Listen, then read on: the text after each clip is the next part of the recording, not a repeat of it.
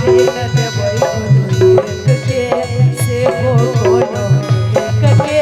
मंदिर के प्रसादन छियै बांट दियै हर एक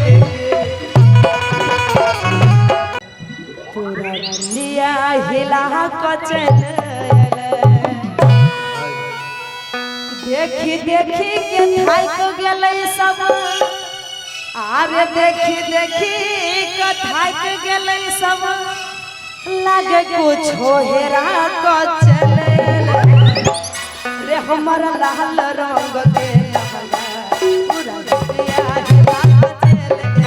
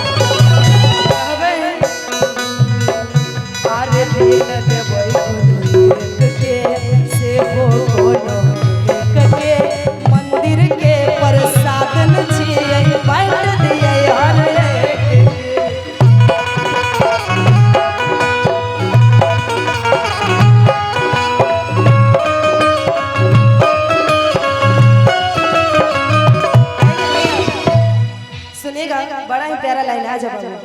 कहना है कि अरे दिल देबै कोनो एक के आरे से हो कोनो नेक के हेरे मंदिर के प्रसादन छियै जे बांट दियै हर एक के कि सोची सोची डेराई गेल छियै सोची सोची घबराई गेल छियै जे पूरा दिल में डर लाग गेल और कि हमारा लाल रंग के बिना पूरा दिया हिला कचले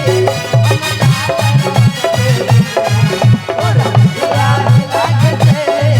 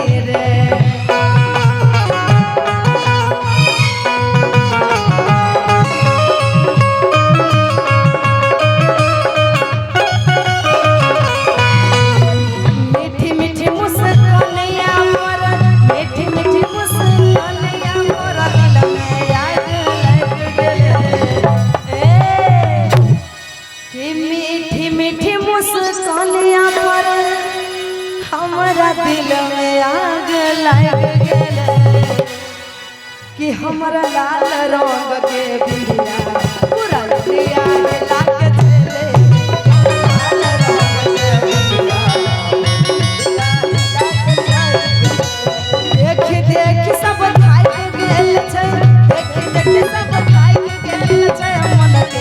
पागल बनाए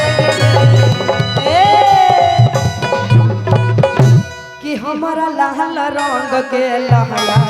पूरा हिला के चले हमारा लाल रंग के लहला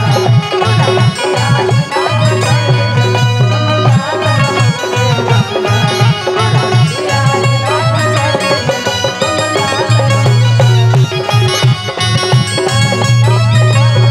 हमारा लाल रंग के लहला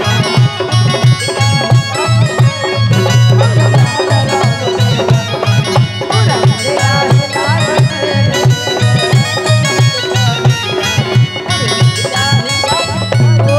एक ताली हो जानी चाहिए इधर से।